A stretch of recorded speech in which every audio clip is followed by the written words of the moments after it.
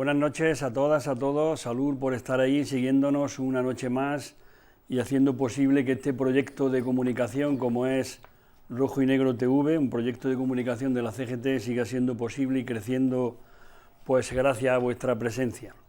En el programa de hoy vamos a tratar el dossier número 107 de la revista Libre Pensamiento, cuyo título es Miradas libertarias sobre las Américas.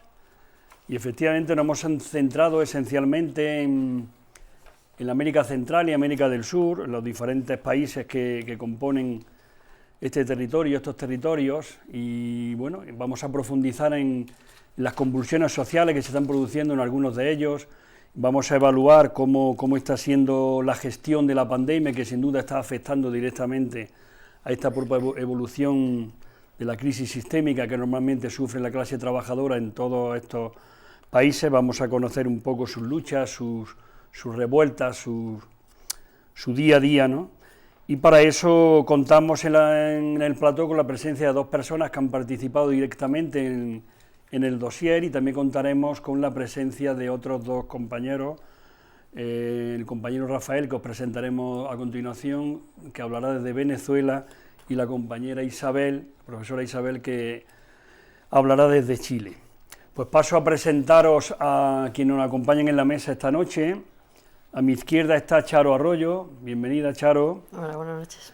Charo ha coordinado este dossier junto con Paco Marcellán, que es el compañero que también nos acompaña. Charo es licenciada en Derecho, es una afiliada y militante feminista y activista, miembro de la CGT desde el año 2001, y actualmente milita en el Sindicato de Administración Pública de Madrid y es coordinadora de la Comisión de Memoria Libertaria de la CGT. También forma parte del equipo de redacción de Libre Pensamiento. Pues bienvenida, muchas gracias por tu participación y estás en tu casa. Gracias. Gracias. Y luego a mi derecha está Paco Marcellán. Paco Marcellán es catedrático en la Universidad Carlos III de Madrid, creo que actualmente ya en su condición de emérito. Y bueno, es un investigador comprometido en la cooperación internacional con países pues, emergentes, fundamentalmente sudamericanos y en el Magreb. También forma parte histórica del equipo de redacción de Libre Pensamiento y un afiliado también histórico del Sindicato de Enseñanza desde la CNT y luego posteriormente la CGT. Igualmente, bienvenido, Paco, y gracias por tu presencia. Por lo menos no tenemos máscaras. Por lo menos no tenemos máscaras. Bueno, pues hechas estas presentaciones, lo que le hemos pedido a los compañeros del equipo técnico es que nos presenten un pequeño vídeo que va a recoger las claves de lo que queremos aquí tratar. En la inmensa mayoría del mundo, también en las Américas, el poder moldea progresivamente a su imagen y semejanza a quienes acceden al mismo y formalmente lo ejercen. Así, en las Américas, con experiencias políticas destacadas como el chavismo en Venezuela, el sandinismo en Nicaragua, el movimiento al socialismo en Bolivia, el Partido de los Trabajadores en Brasil, el movimiento Revolución Ciudadana en Ecuador, el castrismo en Cuba, el Frente Amplio en Uruguay o en México, podemos hacer extensivo que la izquierda, que ha llegado al poder, lo ejerce sin diferencias significativas a como lo practica la derecha, sufriendo un paulatino proceso de integración, adaptación y domesticación de sus ideales a las normas que ancestralmente dicta el poder. Cuando la izquierda ejerce el poder bajo la fórmula de la socialdemocracia, se suele caracterizar por cambios en las formas y también con el continuismo en los temas esenciales de cara al funcionamiento del sistema. Liberalismo, modelo de propiedad privada, economía de mercado, capitalismo, privatización en la gestión de lo público, clasismo, desigualdad, patriarcado. Cuando la izquierda ejerce el poder como proceso revolucionario y con rapidez lamentable adquiere los mismos tics autoritarios, totalitarios y dictatoriales que la derecha, aboliendo derechos, recortando libertades y reprimiendo a la disidencia, la clase política es una de las responsables del sufrimiento de las clases populares. Una clase política aliada con los intereses del sistema capitalista, procurando que nunca jamás se produzcan pasos significativos hacia una sociedad de justicia social, antipatriarcal y anticapitalista. El poder se ejerce de forma unidireccional, desde el pensamiento único, de arriba abajo, al servicio de las élites o partidos que lo sustentan, con independencia del color político de quien gobierna.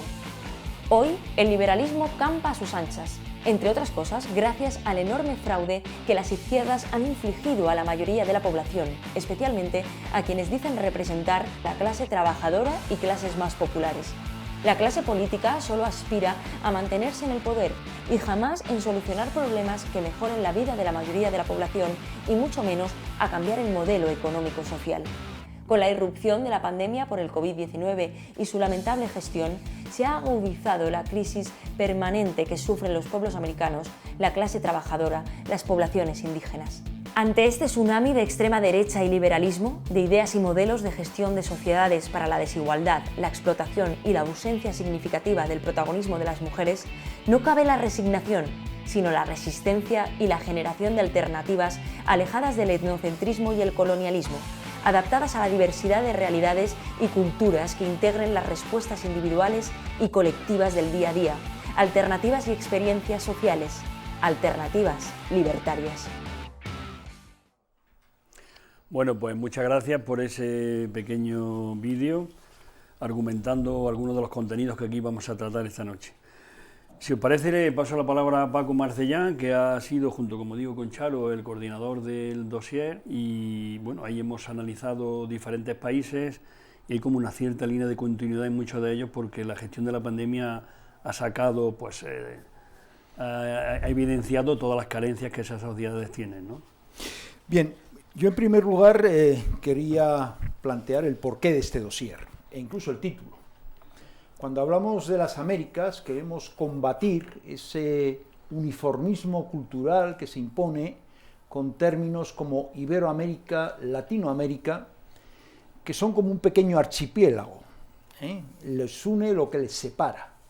Y en ese sentido creo que utilizar las Américas es reconocer la diversidad de realidades, la diversidad de opciones que en esos momentos tienen lugar en esos países. Esa diversidad se ha visto agudizada de una manera notable con la COVID-19, que ha puesto de manifiesto de una manera clara la debilidad de las estructuras económicas del capitalismo del primer mundo, como la capacidad de respuesta popular organizada. El choque de los modelos ultraliberales con esta realidad global ha conducido a una implosión destacada, no solo en los grandes países, estamos pensando en Brasil, Argentina, México, sino que también ha puesto en evidencia la ausencia de los modelos pretendidamente cooperativos en los diversos marcos regionales, como pueden ser Centroamérica, Cono Sur, países andinos y el Caribe, en los que no se han encontrado alternativas supranacionales para abordar los problemas urgentes que se han visto derivados de la pandemia. Estamos hablando de vacunas, de personal e infraestructuras sanitarias, entre otros. Las escenas dantescas que hemos visto de Brasil, de Ecuador, de Chile, de México, han puesto de manifiesto que la situación de incertidumbre, por una parte, pero también de imprevisibilidad de la realidad cotidiana, han sido fundamentales. Un elemento conductor de nuestro análisis de las Américas lo constituye una economía completamente desestructurada en la que tiene un peso relevante el trabajo informal. Recordemos el caso de México, cuando se hablaba de los temas de confinamiento, la respuesta popular: si nos confinamos, no podemos comer.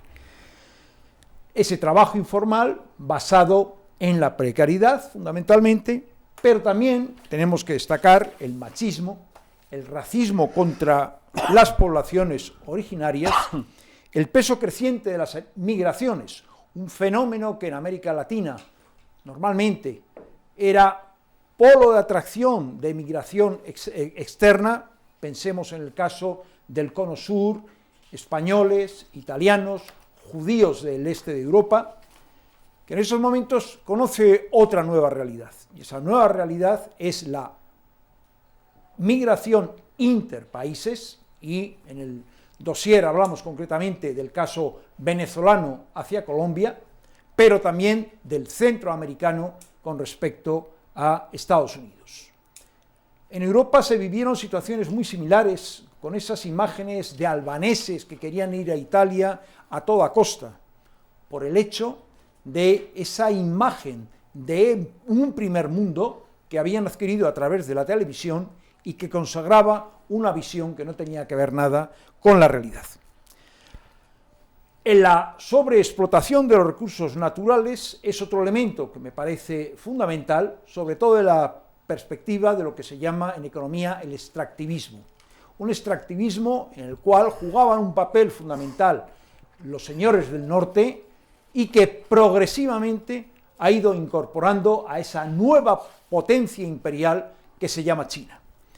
Ese rol creciente de China en numerosos países latinoamericanos está moldeando una nueva versión del dominio global que me parece que es fundamental analizar.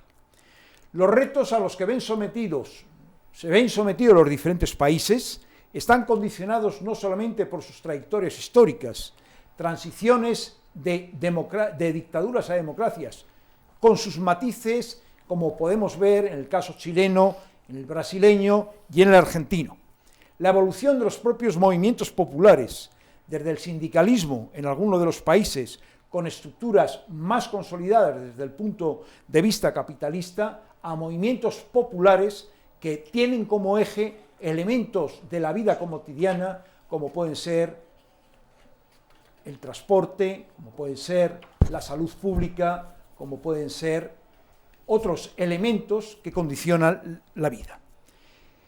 No solamente la desesperación y la desesperanza en el seno de las clases populares se ha visto agudizada por un reforzamiento de las estructuras oligarcas, que imponen valores economicistas y ultraliberales y que arrojan a amplias capas de la población a una búsqueda de situaciones y soluciones individuales que son más bien propias del primer mundo y ajenas a la realidad latinoamericana. Somos conscientes de que en este dossier la elección de las temáticas no ha cubierto todos los países, sobre todo de América del Sur. Hay un triángulo andino formado por Ecuador, Bolivia y Perú, que no ha sido objeto del análisis detallado que han merecido otros aspectos y que presenta un vínculo común que está relacionado con el papel de las poblaciones originarias frente a las oligarquías criollas, sobre todo desde la perspectiva de la defensa de sus territorios frente a la explotación de los recursos naturales, así como una demanda de ser considerados ciudadanos de derechos y deberes, derechos que han sido conculcados sistemáticamente. Los recientes procesos electorales en Ecuador, Bolivia y Perú, con distintos resultados y distintos sesgos, han puesto de manifiesto la emergencia de una organización popular antioligárquica que debería fomentar el empoderamiento colectivo y no la delegación en pretendidas vanguardias cuyos gobiernos, una vez conformados, el caso boliviano ha podido ser un ejemplo claro a la espera de lo que ocurra en Perú, desarrollan políticas de mantenimiento del poder a toda costa. La estructura del dossier tiene como eje fundamental las repercusiones de la pandemia a través de las respuestas de los diferentes gobiernos, el análisis de los procesos migratorios y las revueltas populares chilena y colombiana, con recorridos desiguales y con un elemento común, pero transversal, que es el terrorismo de Estado como reflejo defensivo de las élites en el poder en gran parte de las Américas. La incidencia de la pandemia en un estudio comparado entre los casos nicaragüense, cubano, mexicano y venezolano es abordada por Rafael, que la desarrollará con más detalle en su presentación, mientras que Raúl Civecchi disecciona cómo la pandemia ha afectado al hábitat popular en la conurbanización de Buenos Aires, que ha servido como una coartada para el desalojo violento de zonas ocupadas por los sectores de la población más desfavorecidos.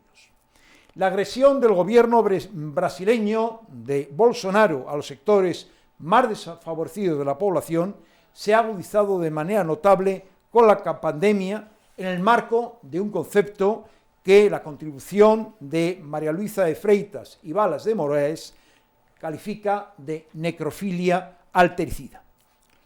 Respecto al caso venezolano, hay una serie de enfoques que van desde la perspectiva de la migración venezolana hacia Colombia, que es presentada por Alicia Martínez en una contribución que pone de manifiesto las claras contradicciones de las políticas de derechos humanos y su utilización por el gobierno de Duque, que lleva a cabo una vulneración sistemática de derechos humanos entre su propia población.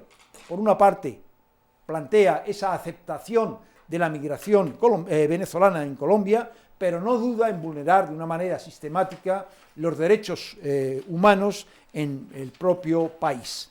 Y en ese sentido, el estudio presentado por el colectivo Equipo Jurídico Pueblos es una buena muestra de cómo el poder colombiano, el poder de la oligarquía colombiana, sabe responder por la fuerza a las pretensiones de la población. La respuesta chilena, yo pienso que es un modelo paradigmático ante la crisis del neoliberalismo heredado de la dictadura pinochetista, en una transición que en muchos casos recuerda a la española. Pactar para olvidar, no pactar para avanzar en modelos en los cuales el protagonismo y empoderamiento de las clases populares sea central.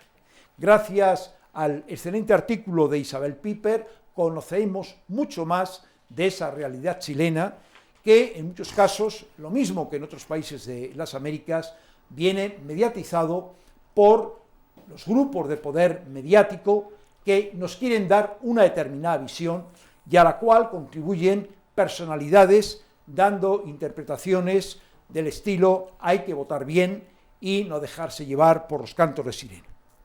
Y finalmente, una última contribución de nuestro añorado Nelson Méndez, recientemente fallecido, y a cuya memoria está dedicado el dossier, pone sobre la mesa ese concepto de terrorismo de Estado. Un terrorismo de Estado que no solamente se vincula al Estado fascista, se vincula a esa visión y concepción autoritaria del Estado en el cual el poder subyuga y condiciona la vida y la libertad de la ciudadanía. Bueno, pues muchas gracias, Paco, por esa exposición. Vamos a intentar conectar con Rafael. Rafael, ¿nos escucha? Buenas noches. No sé si me escucha bien, yo te escucho bien. Sí, perfecto, te estoy escuchando, gracias. Vale, bueno, después de haber escuchado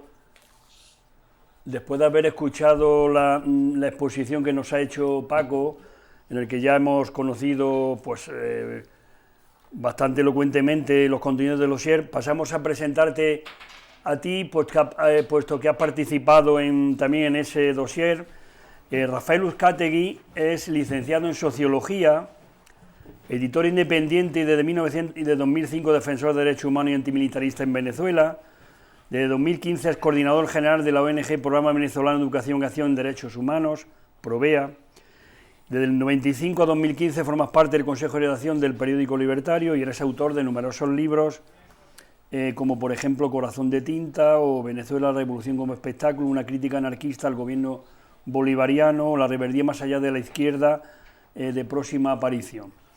Bueno, pues eres un articulista reconocido y actualmente estás pasando un proceso ahí de acoso, criminalización, de alguna manera, persecución por lo que llamas ahí el programa Con el mazo dando, del diputado Diosdado Cabello. Bien, luego no sé acaso nos comenta en qué consiste exactamente ese apartado de Con el mazo dando. Bueno, Rafael ha escrito un artículo que se titula Todo el poder para el Estado, gobiernos progresistas latinoamericanos frente al COVID-19, y ahí ha hecho un análisis relacionando cómo se ha gestionado esta política pública sanitaria entre México, Cuba, Nicaragua y Venezuela, y encuentras ahí que apenas hay diferencia entre gobiernos progresistas y conservadores de cara a cómo se ha gestionado y combatido la pandemia. Sí, efectivamente. En primer lugar, agradecerte por la invitación, a todo el equipo de Libre Pensamiento y a la CGT por permitirnos hablar sobre estos temas. Quiero recordarle a la audiencia que, bueno, por razones editoriales, este texto se entregó el 1 de junio, y en estos tiempos que han pasado hasta ahora, los hechos en algunos de estos países han confirmado algunas de las hipótesis y las tendencias que allí presentaban. Se han desarrollado las protestas y las importantes protestas en Cuba durante el mes de julio. Tuvimos las recientes elecciones en Nicaragua, entre los cuales de 11 candidatos opositores, 7 de ellos estaban en la cárcel. Y además, sobre Venezuela se abrió la investigación en la Corte Penal Internacional, que es un hito histórico para América Latina, porque por primera vez esta Corte realiza una investigación preliminar por crímenes contra la humanidad en nuestro continente. Entonces, esto de alguna manera confirmaba lo que decíamos allí, que lamentablemente la respuesta a la pandemia en estos territorios dominados por gobiernos progresistas, lo que confirmaba sus rasgos de dominación sobre la población, sus rasgos más autoritarios, y que se había utilizado esta pandemia como una oportunidad, no para garantizar el bienestar y la salud de la población, sino para aumentar el control sobre la población y sobre los territorios, ¿no? Y esto para nosotros es importante porque, como tú lo sugieres, nuestra hipótesis no es de ninguna manera que los gobiernos conservadores han abordado mejor la pandemia en América Latina, porque los datos, los actos de Bolsonaro en Brasil fácilmente lo demostrarían, sino que la izquierda en nuestra región discursivamente decía que garantizaba más derechos sociales, ¿no? Le preocupaba más los intereses de la mayoría, y su actuación frente a la pandemia ha demostrado absolutamente lo contrario. Entonces, esto a nuestro juicio revela la crisis de los modelos emancipatorios que se han dado en los últimos años en nuestra región. Entonces, en el texto rápidamente digo que hay la respuesta a la pandemia para México, Cuba, Nicaragua y Venezuela, y allí hay algunas características comunes. La llegada de la pandemia aumentó el poder de la estatalidad en detrimento de la capacidad autonómica de los sectores de la sociedad. Por ejemplo, lo que sucede en España, que es el reconocimiento social a la actuación de gremios médicos, es algo que es inexistente en Cuba, Nicaragua y Venezuela, donde más bien profesionales del sector salud han sido privados de libertad, han sido detenidos por sus denuncias sobre las insuficiencias del sistema público sanitario. En segundo lugar, se priorizó el mantenimiento de la gobernabilidad y el aumento del control sobre el bienestar y la salud de las mayorías.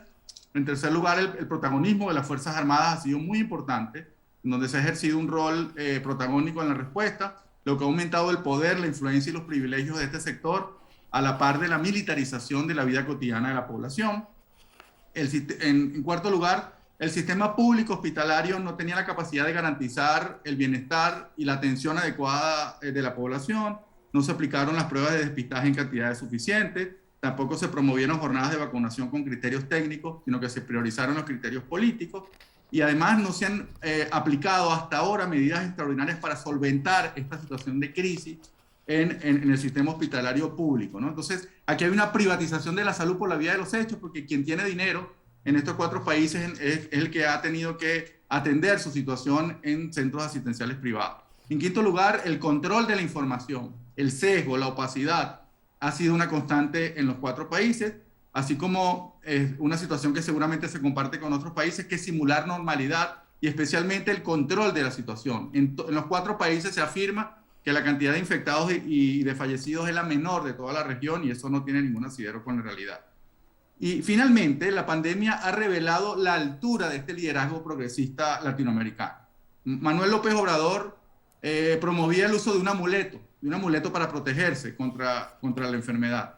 En el caso de Daniel Ortega, su gobierno promovió una campaña para cuestionar esta medida de cuarentena y de restricciones cuando Daniel Ortega se quedó encerrado durante 34 días en su hogar en una cuarentena autoimpuesta, ¿no? Entonces, mientras él le decía a la población que era malo, él mismo aplicaba medidas de restricción de su movilidad. Y finalmente, en Venezuela, en un país que ha tenido las tasas de vacunación menores del continente, desde los inicios, Nicolás Maduro se ufanaba de que él y su familia estaban vacunados cuando la mayoría de la población todavía no tenía acceso a una vacuna. Para nosotros esto, lamentablemente, la actuación de estos 4 países progresistas confirma o ratifica ese deseo histórico de la reacción, que es desprestigiar la posibilidad de que otros mundos son posibles, ¿no? Entonces creo que aquí hay un imaginario, aquí hay una actuación que está desprestigiando mucho la simbología, la historia de los progresismos en el poder, y creo que nos tocará a los movimientos sociales, a las organizaciones de base, seguir promoviendo una alternativa desde abajo, que por supuesto sea un horizonte diferente a lo que ya conocemos y que además supere esas limitaciones de la clase política independientemente de su ideología. Muchas gracias. Sí. Vamos, absolutamente de acuerdo. En cualquier caso, también el tratamiento, el enfoque o las respuestas dadas ante la pandemia no serán sino una muestra más de cómo realmente la política en general o la acción política, social, laboral, etcétera, en esos países lleva signos parecidos, es decir, que la progresía se reduce exclusivamente a las palabras, pero no trasciende en absoluto a lo que es la mejora de la calidad de vida y de derechos y libertades de la clase trabajadora.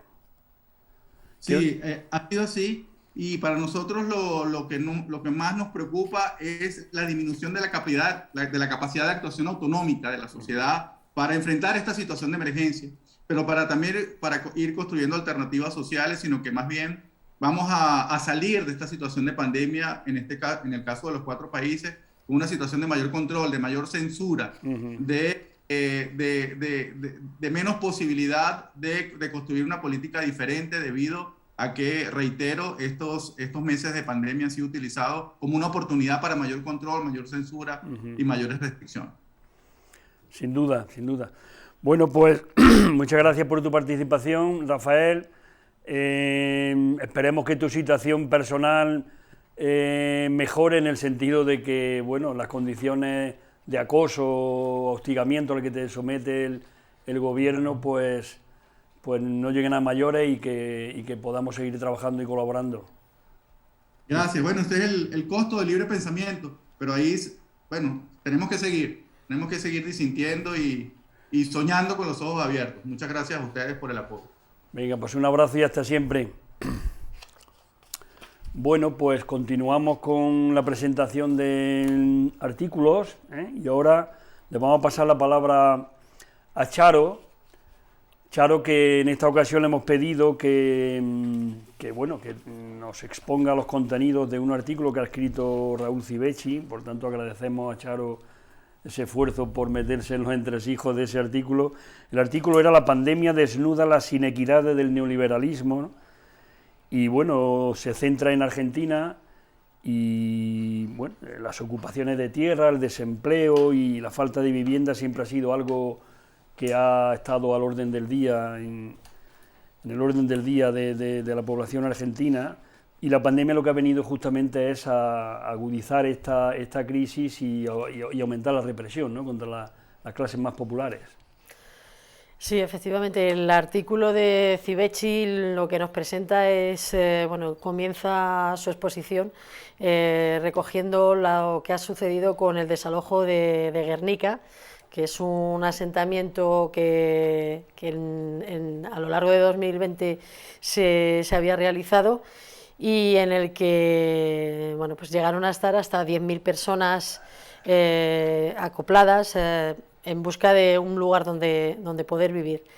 Y nos explica cómo ha sido ese desalojo, en el que denuncia pues la violencia policial y esa estrategia que llevan a cabo los gobiernos, porque en este caso además, lo dice que no es algo que sea referenciado a la situación actual, sino que esto ya lleva sucediendo desde la época de la dictadura, que es esa forma ese deseo o esa intención de invisibilizar a los pobres, esconderlos, y la forma de esconderlos es derribar las casas que de modo precario habían conseguido levantar y expulsarles de lo que es el centro, el núcleo urbano de las ciudades, alejándolos como si fueran pues unos apestados, ¿no?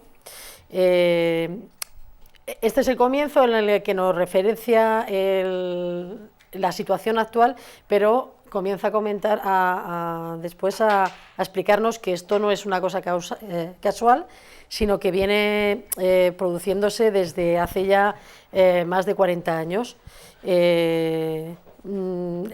Lo que se denomina la toma de tierras es el que las personas que son desalojadas porque derriban sus casas autoconstruidas de forma, ya digo, muy precaria, pues les derriban las casas y tiene que buscarse, pues eso, de un lugar donde alojarse. Y se produce un fenómeno curioso que es la organización de entre todas las personas que están desalojadas en la búsqueda de ese lugar, y acaban produciéndose hasta barrios de la organización que llegan a tener. Eso sí, cada vez yéndose más lejos de lo que es el centro urbano. Nos comenta también, pues eso, que los casos de la época de 1990 incluso, que el número de asentamientos que se llegó a producir fue hasta de 109. 109 asentamientos de personas luchando con su pobreza para poder tener un techo donde vivir. Y que en algunas de las comunidades nos refiere que se produjo el bloqueo por parte del ejército y de la policía para que no pudieran tener acceso ni a la agua ni a las comidas, y de esa forma pues que desalojaran las tierras donde se habían instalado. Y ya volvemos otra vez a analizar la situación en 2020 con la pandemia, con la situación de extremándose todavía más la pobreza que existe, y nos comenta pues eso, que la gente ha ocupado tierras que llevan 30 años sin haberse dado ningún uso, tierras de cultivo que no se han dado a cultivar, y que ni siquiera han estado pagando impuestos en esos 30 años. También nos hace una referencia de que han sido hasta 200 tomas de tierra las que se han producido durante la pandemia, solo lo que es el año 2020, lo que da cuenta de la cantidad de personas que ahora os digo la cifra, que son 5 millones de viviendas las que son necesarias para poder acabar con esta situación de extrema pobreza a nivel de alojamiento. Y además denuncia que si a esta situación le añadimos la privatización de los servicios públicos, pues nos encontramos con una situación en la que los pobres, la gente pobre, pues eso, lo que está deseando el Estado es destruirlos. Y nos comenta, mira, el número de barrios que comentaba antes que se habían llegado a generar, eran 4.416 barrios populares y con 4 millones de personas viviendo en esos barrios. Y se considera barrio popular el barrio en el que la mitad de la población no tiene título de propiedad y no tiene acceso a agua, electricidad o red de alcantarillado, de cloacas lo llama él. Por lo tanto, estamos viendo lo que nosotros llamamos aquí las chabolas. Y bueno, pues eso, la situación, lo que nos comenta es que la situación en Argentina es límite, y como estoy diciendo, las chabolas no te hace falta irse a Argentina, que las tenemos también aquí a 10 kilómetros del centro de Madrid. Y esto estoy diciendo Madrid, España, pero como estamos viendo, pues la situación en la que están los migrantes por el resto de Europa, y gente pobre, que no solamente es la migración. Y además eso denuncia que existe una corrupción y una hipocresía importante por parte de las clases altas, porque lo que con este comportamiento lo que hace es incrementar todavía el sufrimiento de las clases populares, y establece o explica en qué se basa, y es el encarecimiento del suelo para especular con la tierra, y esa dinámica del Estado en reprimir, en amenazar, para exterminar, para alejar a la población pobre de los centros donde quiere hacer negocio. Y por otro lado dice que se están encontrando que el Estado lo que está haciendo son planes sociales con los que comprar un poco a la gente pobre y de esa forma provocar las disensiones, las divisiones que dificultan esa autoorganización que ha demostrado pues, el llegar a crear estos barrios y en los que están autoorganizados. En resumen, tras 4 décadas la situación para las clases populares no ha mejorado para nada, sino al contrario, y nos encontramos con la mitad de la población denomina sin futuro, es decir, que no tienen acceso a trabajo, por lo tanto es la rueda que lleva a que después acaben entrando en el narcotráfico, acaben generándose situaciones de violencia y por lo tanto generando todavía más esa situación de ¿cómo se dice esto? Penalizando a la gente pobre, criminalizándolo.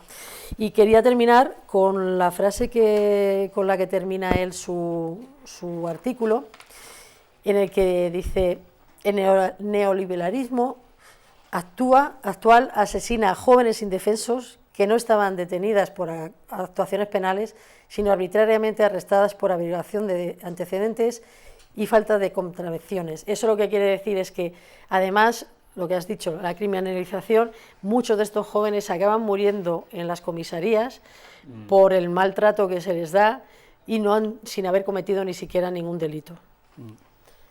Sí, yo añadiría una cosa que me parece que es muy importante en Argentina, ¿no? Ese vaivén que se produce entre peronismo por una parte y los sectores ultraliberales, en este caso liderados por Macri, ¿no?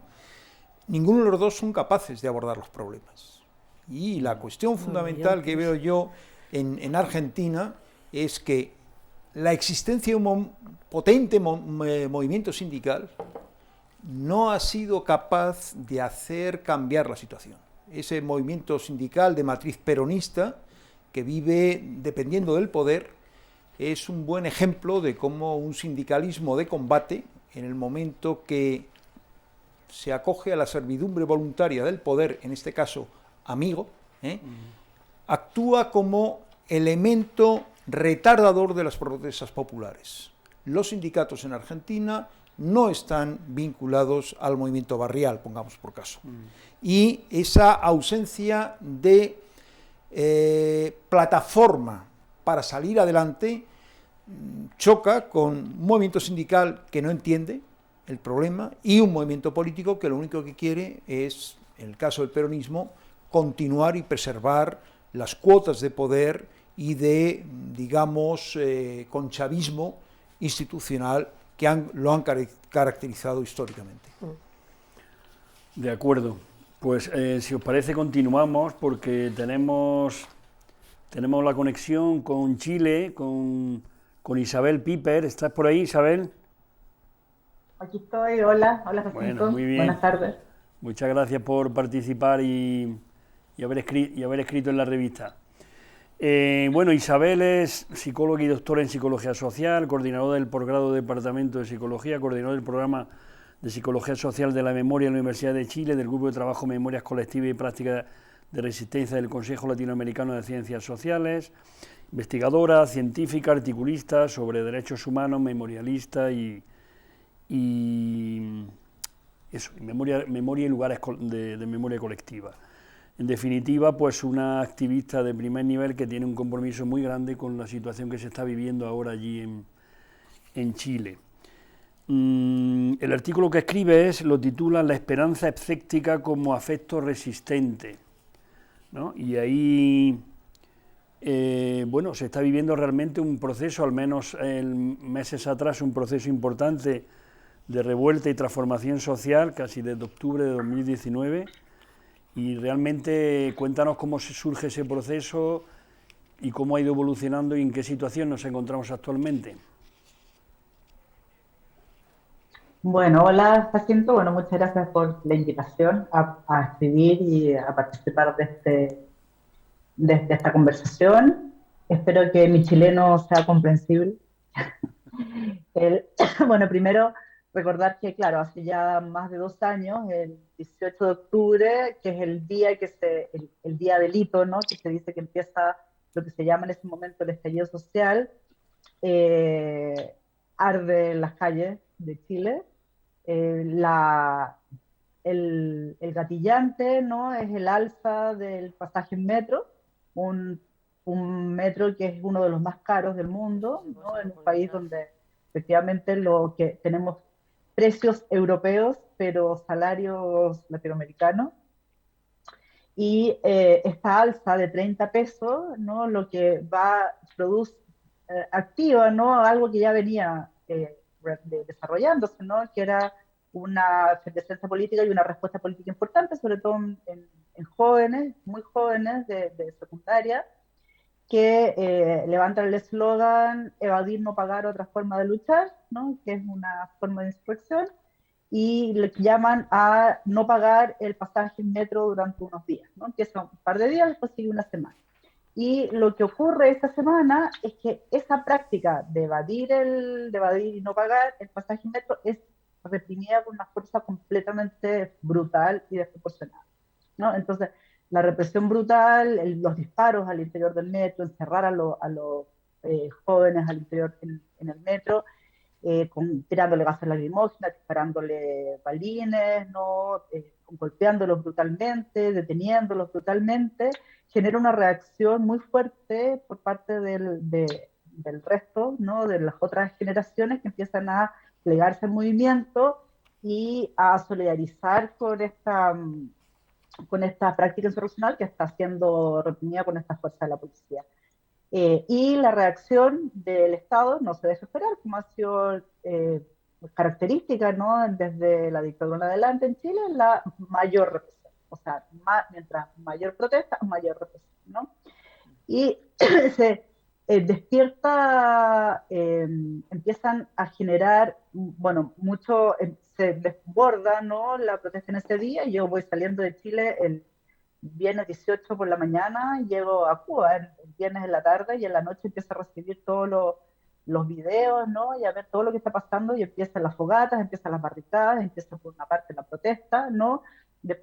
Saliendo, como decía yo, distintas generaciones a la calle diciendo, bueno, no nos van a volver a reprimir, las amenazas de golpe y las amenazas de represión no van a volver a producir el miedo que nos tienen encerrados durante tantos años y se acabó. Es como, de alguna manera, como si el miedo, que es un afecto utilizado para el control social fuertemente durante muchos años, de pronto cambiara de fuerza, ¿no? Cambiara de fuerza, sobre todo cuando el miedo es llevado, ¿no? A la represión y a la violencia, el miedo de lo que puede pasar con los jóvenes, ¿no? Con los hijos y los nietos, hijas y nietas de que participamos de la dictadura, ¿no? Y de la resistencia frente a la dictadura, es como si dijeran ya, o sea, el miedo ya no puede seguir sirviendo como paralizador social y opera como un afecto que motiva a las personas a salir a la calle. Mientras más personas salen a la calle, más represión hay, ¿no? Y comienzan los incendios, comienzan los fuegos, los saqueos, ¿no? Incendios de estaciones de metro que hoy día, 2 años después, todavía no está claro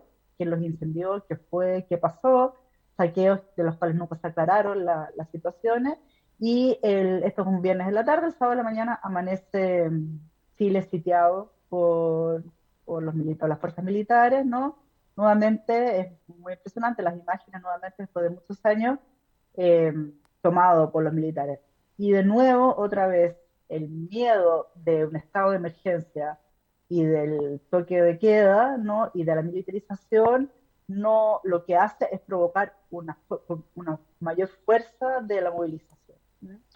Entonces, comienza, a propósito de esta medida, ¿no? De subir el precio del metro que se revierte rápidamente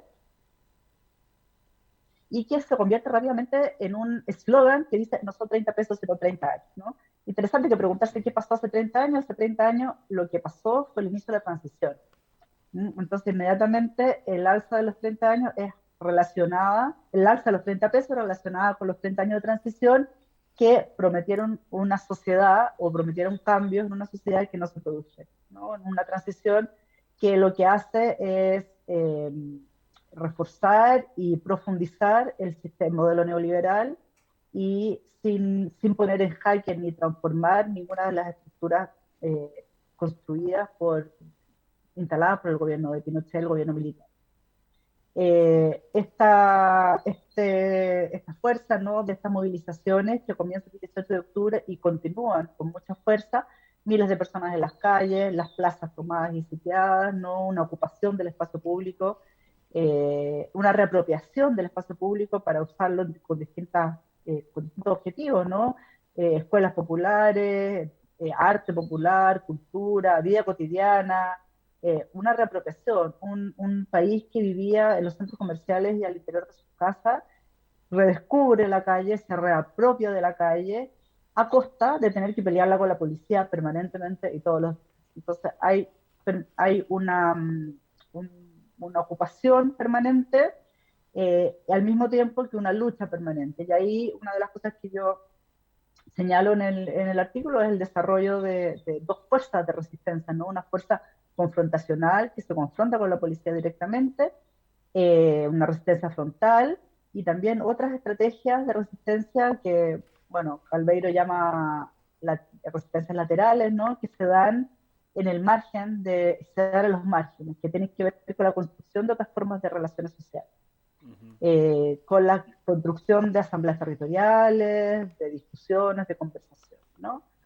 Paralelamente, en esta revuelta que insiste en permanecer masivamente, de manera muy masiva y muy extendida, porque se da a lo largo de todo el país, la clase política hace un pacto, ¿no? Un pacto que se llama el Pacto por la Paz y la Nueva Constitución, y pacta una salida institucional a la revuelta. Y una de las cosas que ocurre es que esta salida institucional a la revuelta, que busca terminar con este conjunto de movilizaciones y de protestas, lo que hace es reactivarla, ¿no? Porque es vista como un proceso de traición a la revuelta y de accionar institucional a espaldas de la ciudadanía.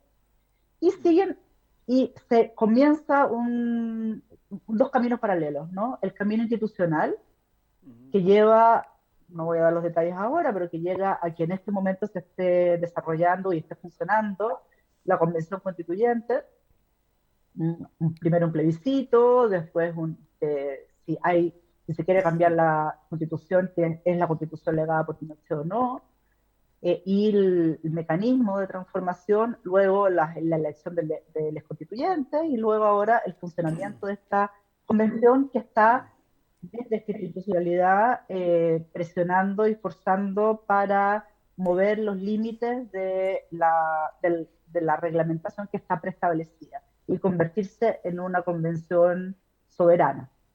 Y paralelamente estamos frente a inminentes elecciones presidenciales, que son el día 21, que uno de los candidatos, hay varios candidatos, 5 o 6, uno de los candidatos con más posibilidades es uno de los... Gabriel Boric, un político de izquierda que surgió de los movimientos estudiantiles de los años 2011, que fue uno de los promotores de este acuerdo. Y un candidato de ultraderecha, que esas son, entonces, aparentemente estamos en sigue la línea, la línea institucional, sigue las leyes, sigue el Senado funcionando, sigue las elecciones presidenciales, las elecciones de parlamentarios, y por otro lado está esta convención constituyente que promete cambiar todo el país. Entonces, está la clase política siguiendo su ruta de siempre, como si nada fuera a cambiar, y por otro lado, esta convención que está intentando crear de manera participativa una nueva fundamento para el país, y por otro lado, las movilizaciones que una vez levantada la restricción de la pandemia han vuelto a tomarse las calles. Estas son como las tres grandes figuras que hay en este momento. Y bueno, ahí ha jugado también un papel muy, muy importante el movimiento feminista, ¿no? Por supuesto que sí, el movimiento feminista que empieza con su propia revuelta el año 2018, ¿no? Nosotros recordar que tuvimos empezaron tomas feministas, lo que se llamó el Mayo Feminista, ¿no? Que empiezan las ocupaciones de las universidades y de las escuelas una a una, ¿no? Y hay como una especie de epidemia de tomas y de ocupaciones, y de pronto los movimientos feministas, porque son más de un movimiento, se toman también las calles con sus reivindicaciones, las calles, las universidades, las escuelas, ¿no? Entonces, la salida de las mujeres y específicamente de los movimientos feministas, la ocupación de las calles y esa revuelta comienza antes, comienza un año antes, y evidentemente crea ciertas condiciones de posibilidad para que el tema del feminismo y de la crítica frente al patriarcado sea uno de los temas ejes de la revuelta del 2019. Isabel, otro tema que me parece que es importante por el efecto que tiene con respecto a otros países andinos es el movimiento del pueblo mapuche. ¿En qué medida esa reivindicación contra el extractivismo que sufre en sus tierras está siendo alineada con la respuesta popular dentro de esos tres ejes que tú estabas señalando anteriormente? Bueno, a ver, hay que decir que desde hace varios años ya, no meses, en el sur de Chile, en la zona mapuche, hay un estado de guerra, ¿no? Un estado tomado por el terrorismo de Estado que reprime fuertemente cualquier iniciativa de autonomía o de reivindicación del pueblo mapuche. La aplicación de leyes antiterroristas, de la ley de seguridad del Estado, todas leyes heredadas de Pinochet, están siendo materia cotidiana de todos los días desde hace años, ¿no? Y ciertamente las luchas y reivindicaciones del pueblo mapuche han ido calando poco a poco, fuertemente, desde hace años, o sea, no son una novedad, así como las luchas feministas tampoco son una novedad, y sin embargo se hacen mucho más visibles desde el año 2018 y luego 2019, lo mismo pasa con las luchas del pueblo mapuche. Y efectivamente, si uno mira el espacio, ¿no? El espacio público, las plazas públicas, ¿no? Durante los meses de revuelta, ¿cuáles son las banderas que se levantan? Las banderas son muchas, o sea, hay múltiples reivindicaciones que se levantan en esa revuelta. La revuelta no es un movimiento, no es un movimiento con una reivindicación, ni dos, ni tres, ni cuatro, ¿no? Son múltiples reivindicaciones, algunas sectoriales, otras más transversales, que vistas en su conjunto pueden verse como un fuerte estallido frente al modelo neoliberal. Están las reivindicaciones en relación a las pensiones, en relación a la educación, en relación a la salud, en relación a la violencia de género, en relación a la violencia represiva, en relación al transporte, en relación a la vivienda. Que vistas en su conjunto pueden ser vistas como todas las distintas dimensiones de control y dominación del poder neoliberal, pero vistas en su conjunto, no es que sea un movimiento que se levanta en contra del neoliberalismo, sino que produce ese efecto de conjunto desde los distintos elementos de capilaridad que desarrolla. Y si hay dos sensibilidades transversales y banderas transversales al distinto movimiento, son las banderas indígenas, las sensibilidades indígenas y las sensibilidades feministas. Yo diría que ahí son aspectos resistentes presentes y que son transversales a la lucha. Y en ese sentido están ahí, son visibles en todas las manifestaciones, en todos los lugares de Santiago, y también logran tener una presencia en la constituyente. Recordar que, lo voy a decir a grandes rasgos, hay gente que lo dice mucho mejor que yo y que lo explica mucho mejor que yo. El acuerdo por la paz y la Constitución establece límites y reglas para la constituyente. La constituyente no es una asamblea soberana, es una asamblea que tiene reglas preestablecidas. Y que además, las elecciones de los constituyentes y las constituyentes se rigen por las reglas de un sistema electoral que es en sí mismo impugnado. Y desde el principio, quienes llamaron a plegarse al pacto de la constituyente hacen un llamado a desbordar los límites preestablecidos por el acuerdo. Ese ha sido el desafío, ¿no? El desborde, lograr desbordar por la vía de obtener una mayoría y de llevar las fuerzas a las urnas, ¿no? De poder desbordar esos límites preestablecidos. Y los grandes límites fue asegurar la presencia del mundo indígena y del mundo que se tradujo en cupos reservados para pueblos originarios y cupos reservados para mujeres. Y eso fue uno de los grandes logros de rebasar los límites de la Constitución. Bueno, muy brevemente, el movimiento o el pensamiento libertario anarquista tiene impacto, tiene presencia en todo este movimiento ciudadano que se está planteando. Bueno, quienes creemos en el movimiento libertario decimos que sí, no sé si todos dirán que sí, a lo mejor es una visión muy optimista, pero yo pienso, y como desarrollo en el texto, que su sensibilidad es muy visible. Que es posible reconocer algunos elementos muy claves, como dice mi compañero y amigo Pelado Carballo. El antielectoralismo y el antimilitarismo es algo muy presente en toda la revuelta, por una parte. Por otra parte, la construcción de asambleas populares, y bueno, como yo empiezo mi texto, ¿no? Que es la belleza de la insumisión, ¿no? De una Navidad insumisa, de un Año Nuevo insumiso, ¿no? De la apropiación de la calle. Y yo creo que ahí sí se lee una larga tradición sensibilitaria. Bueno, pues muchísimas gracias, tenemos que dejarlo aquí. Isabel, pues encantado de conocerte y de que hayas participado y seguimos en contacto, seguimos en las calles. A la orden. Un fuerte abrazo. Bueno, pues continuamos, no hemos ido colando mucho de tiempo, entonces te iba a pasar la palabra, Paco, para que muy brevemente, que nos quede un tiempo al final para comentar cosas que nos hayan surgido. Coméntanos entonces los dos artículos que hay sobre Venezuela, uno especialmente sobre la diáspora que existe hacia Colombia, ¿no? Y luego que lo ha escrito una cooperante, Alicia Martínez, Migraciones en las Américas, la diáspora venezolana, desafío a los principales países de recepción, y que se complementa perfectamente con el escrito que ha hecho el equipo jurídico de Pueblos sobre Colombia, respuestas del poder hegemónico durante la protesta popular en Colombia. En Colombia también había una movilización importante, una protesta y una gran convulsión social, un levantamiento, no sé si semejante o de la índole de la de Chile. Pues, si te parece, coméntanos brevemente para que podamos tener un... Yo pienso que en el caso colombiano tenemos que identificar tres referencias. Primero, el proceso de paz entre las FARC y el gobierno colombiano, que fue boicoteado por el entonces jefe del uribismo, el propio Uribe.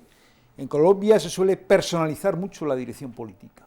Hay uribismo, lo mismo que hubo gaitanismo en los años 40, y el intento, digamos, de pacto con las FARC, el presidente Santos dio un paso de baile cuando sometió a referéndum el acuerdo de las FARC y el Estado colombiano en La Habana. El resultado de ese referéndum fue completamente negativo, por pocos miles de votos al acuerdo, y eso envalentonó mucho a una derecha que en Colombia es particularmente agresiva. Yo creo que la derecha colombiana es de las más agresivas de América Latina, entre otras razones porque ha desarrollado el instinto, digamos, oligárquico de una manera importante, el vivir en una burbuja frente al resto del país, y en segundo lugar, destacar que Colombia es el único país de América Latina en el cual no ha habido nunca un gobierno de izquierdas, pretendidamente izquierdas. Es decir, Colombia siempre se ha articulado entre lo que aquí llamamos el bipartidismo, conservadores y liberales, cuyas diferencias eran mínimas. Entonces, el aspecto que tiene el acuerdo con las FARC es un intento de reintegración política de una disidencia que ya tenía más de 40 años de vigencia y que fundamentalmente pretende articular unas nuevas formas políticas obviando la existencia de otras formas políticas en torno al llamado polo democrático. Por una parte, señalo esa situación que para mí es determinante de lo que ocurre en Colombia en la actualidad. Por otra parte, la existencia de una frontera de miles de kilómetros con Colombia.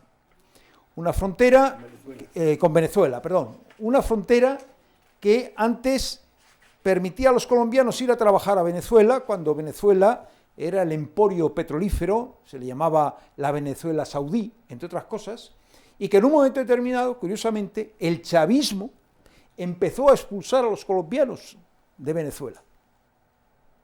Al poco tiempo, son los venezolanos los que huyen de su país, mayoritariamente a Venezuela, aunque hay que señalar que en total la población migrante venezolana a América Latina y a otros países, fundamentalmente Estados Unidos y España, representa 5,6 millones de personas.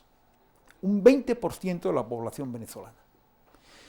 La situación que se crea en Venezuela, pues no deja de ser paradójica. Venezuela había vivido aproximadamente 11 millones de personas desplazadas durante el largo conflicto que se inicia en los años 40, pero que cobra su mayor vigencia en los grandes momentos de la lucha guerrillera protagonizada por las FARC, el Ejército de Liberación Nacional, el Ejército Popular de Liberación, etcétera, etcétera.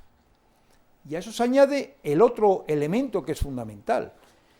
El país es un país en el cual el narco es un elemento dominante desde el punto de vista económico, en una población agrícola en la cual las alternativas de cultivos están totalmente condicionadas por los efectos beneficiosos que tiene el cultivo de la coca, ¿no?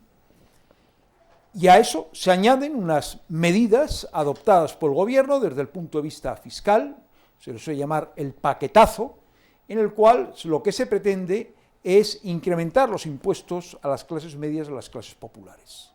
Y la confluencia de esos tres hechos, es decir, la situación generada por una llegada masiva de población venezolana, se calcula que entre regulares e irregulares en Venezuela hay casi 2 millones de personas.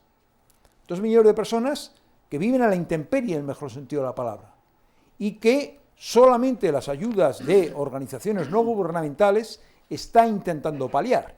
No es un problema de la frontera, habréis oído la zona del Cúcuta, sino que se ha extendido por toda Colombia. Yo estuve hace 3 años y en la zona del Pacífico colombiano, fronteriza con Ecuador, hay población migrante venezolana que vive de la nada.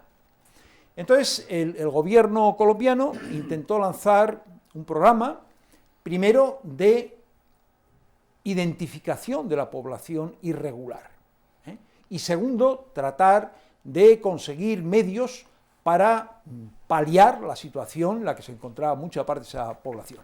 Población que no solamente está en Colombia, sino que se está en movimiento hacia países como Ecuador, Perú y Chile, en unas condiciones realmente lamentables.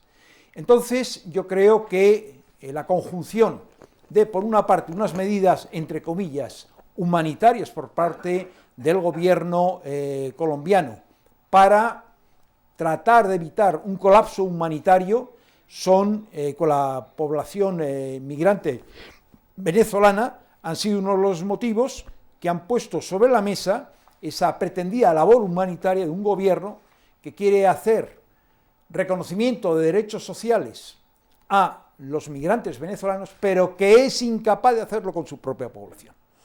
Y esa tarea es una tarea que generó unas movilizaciones populares desconocidas en Colombia empezó en el 28 de abril del año 2020 y han generado una respuesta popular que el problema central es cómo se va a abordar cuando llegue el momento, que es lo mismo que ocurre en Chile, de una confrontación electoral en el cual la articulación y el empoderamiento de las clases populares de cara a esos proyectos electorales es relativamente débil.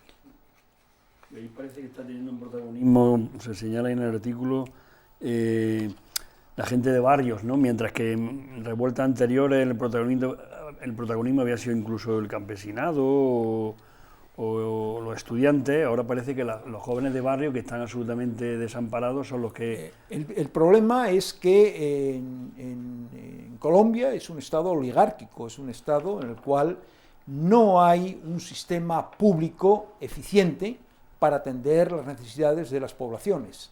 Los procesos antes que hablaba yo de desplazamiento, lo que se han traducido es que las grandes ciudades, estoy pensando Medellín, estoy pensando Cali, estoy pensando Bogotá, están generando zonas de rodeo urbano a la ciudad en las cuales las alcaldías se desentienden completamente y ahí la gente tiene que supervivir de la manera más indirecta.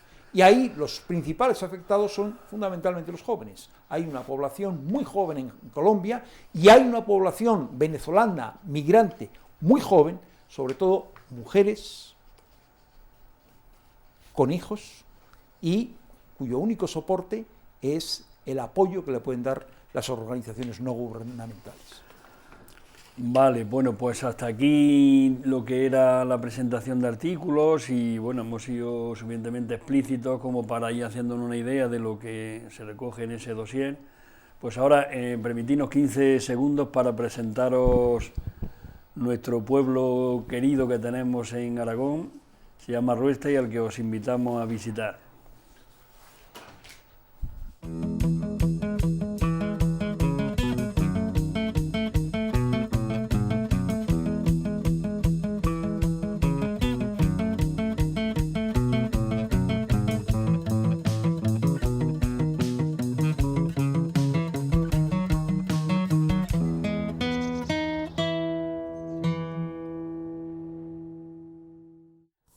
Bueno, nos quedan ahí 8 o 10 minutos todavía que tenemos por delante para cubrir el espacio del tiempo que tenemos. ¿Qué lecciones podríamos sacar que fueran aplicables a nuestro país de alguna manera, ¿no? Porque también eso puede ser interesante, ¿no? Por ejemplo, antes en Chile me recordaba mucho esa ocupación de esa plaza que le han llamado la Plaza de la Dignidad, ¿no? Que aquí perfectamente recuerdo lo que fue el 15M, ¿no? La Puerta del Sol, ¿no? O esas movilizaciones que está viendo en Colombia, a ver qué salidas tienen eso, ¿no? Que no fueran exclusivamente las salidas electorales, ¿no? Sino que eso se vaya gestionando de otro modo, ¿no? Hombre, yo lo que espero es que tome en cuenta un ejemplo de lo que ha pasado aquí y no sigan los mismos derroteros. Sí que es verdad que, sobre todo en Chile, llevan unos cuantos años, yo creo que en la última década ha habido varios levantamientos en los que además son los jóvenes los que están abanderando ese deseo de cambio. Y como comentaba Isabel, es casi un poco una referencia igual lo de la transición, esos 30 años, como pasó aquí, y tienen que despertar, o sea, llegar a ese punto de acabar ya con tener que tragar, con la conciliación y que no se puede seguir así. Lo que pasa es que yo creo que el tema indígena es lo que rompe con todas las posibilidades de las cosas que puedan suceder aquí en España, porque ahí es muy potente, sobre todo estás hablando de Colombia, que es muy oligárquica, pero es que el resto más o menos, ¿no? Hay algunos en los que al final el peso del indigenismo ha ido tomando más capacidad de decisión, pero tienes esos golpes que te derrumban con el comportamiento de los que llegan al poder, siendo iguales que los pobres que están allí. Entonces, no sé, para mí lo mejor de estos ejemplos es esa capacidad de levantamiento, de lucha, de confrontación y de no seguir sentados delante de nuestros televisores, como estamos en Europa, o de nuestros celulares, haciendo el me gusta y salir a la calle y luchar. Sí. Bueno, yo creo que el dossier lo hemos llamado Miradas, Lo que me parece que sería más importante en un siguiente paso son acciones. Yo coincido en el caso de Isabel de que no hay que poner la etiqueta anarquista, y en algunos casos la etiqueta libertaria es conflictiva, como estamos viendo aquí con nuestra gran libertaria Isabel Díaz Ayuso, ¿no? En el cual hablan de la libertad... Liberal, pero bueno, sí. Pero ella y los medios le dicen la califican de libertaria. Claro, el libertarian americano no tiene nada que ver con el libertario español o el libertaire francés, ¿no? Y entonces yo creo que lo que sí que sería importante es crear espacios de autogestión, espacios de autoorganización, espacios de dar respuesta a las necesidades, alimentación, transporte, etcétera, etcétera, de una manera que pongan en cuestión, por una parte, el pensar que el Estado va a ser la solución, porque en muchos países el Estado no es la solución, ni que tampoco haya que esperar de respuestas de izquierda, que en algunos momentos lo único que están viviendo, como decíamos en el dossier, es su propio mantenimiento. Yo pienso que el caso nicaragüense es un caso paradigmático de la situación. Antes se decía que la revolución devora a sus hijos. No, la revolución expulsa a sus hijos y los mata.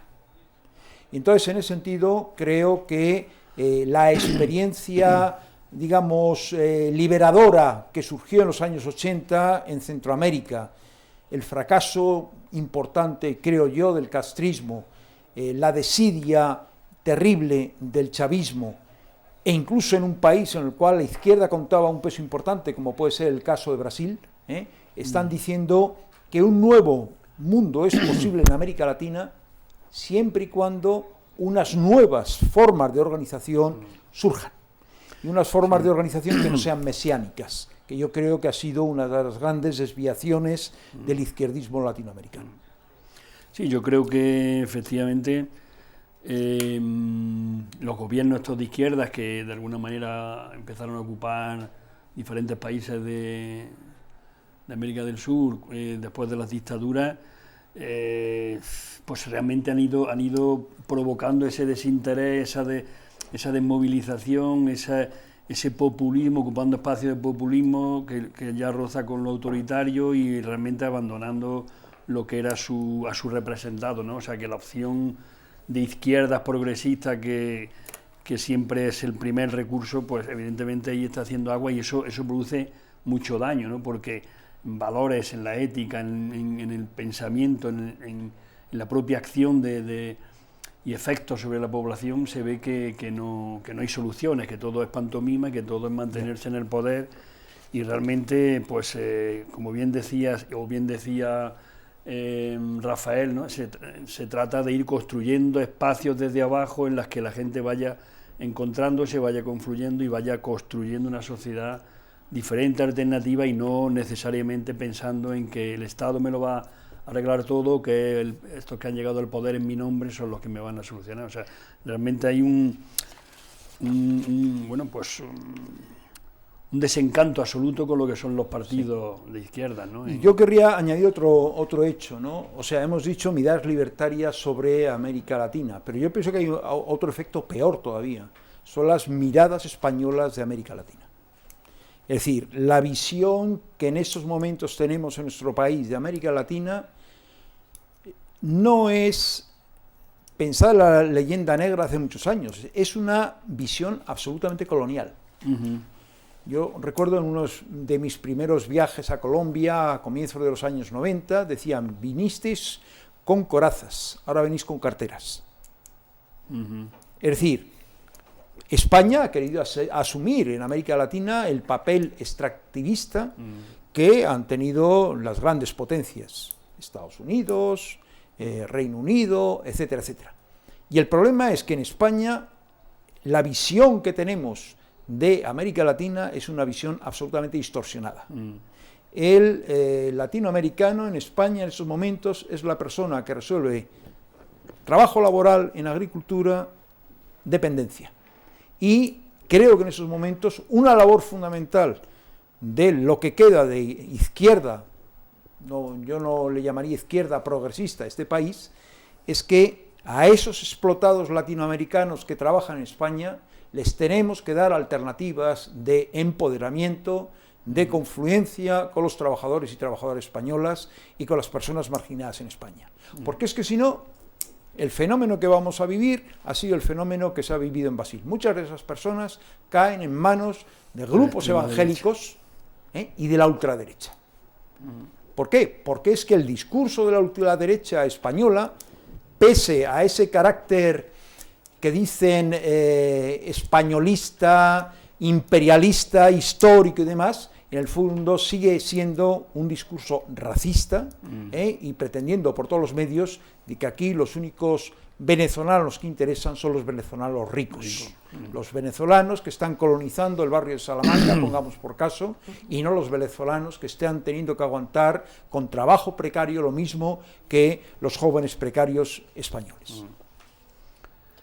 Yo creo que sí, que tenemos mucho más quizás que aprender que enseñar, y que las luchas que están manteniendo la gente joven, la clase trabajadora en Sudamérica, enfrentándose abiertamente contra el poder, ya sea de izquierda o de derecha, pues es algo a valorar y algo a considerar y algo a imitar, ¿no? Y que ojalá esas escenas o esas movilizaciones en pro de sus derechos y de lucha en la calle, pues no se pierda aquí, que aquí estamos absolutamente, yo creo, o muy domesticados, muy... No, y yo creo que hay un fenómeno curioso, ¿no? El 15 de noviembre se declaró un día de acción y de lucha en Cuba, y ¿cuáles son las lecturas que hacemos en este país? Las lecturas que estamos haciendo, por una parte, es esta gente está comprada por los norteamericanos, son anticastristas por definición, y otra lectura es gente que está luchando por la libertad. Yo creo que como libertarios teníamos que tener clara la respuesta. Esa gente se está oponiendo a un régimen que vulnera las libertades individuales y colectivas. Y no queda más remedio que apoyar a aquellos que luchan por la libertad, pero no por la libertad para seguir siendo siervos, sino para la libertad, para empoderar a la ciudadanía contra cualquier forma de poder. Bueno, pues yo creo que con esas palabras podemos terminar, unas palabras de ánimo y de llamamiento a la acción, más que solamente a la mirada, ¿no?, sino llamamiento a la acción. Y con ello, pues animar a quienes nos estáis viendo y escuchando a que estas son las cosas que nos preocupan en la revista, el libre pensamiento, y en nuestra casa, la organización CGT, que plantea eso, aspectos teóricos y aspectos prácticos al unísono para intentar cambiar el mundo y transformarlo. Pues nada, hasta la próxima, agradeceros enormemente vuestro esfuerzo por participar y por venir una vez más, y igualmente a los dos compañeros que se han conectado por videoconferencia, y hasta la próxima. Salud y buenas noches.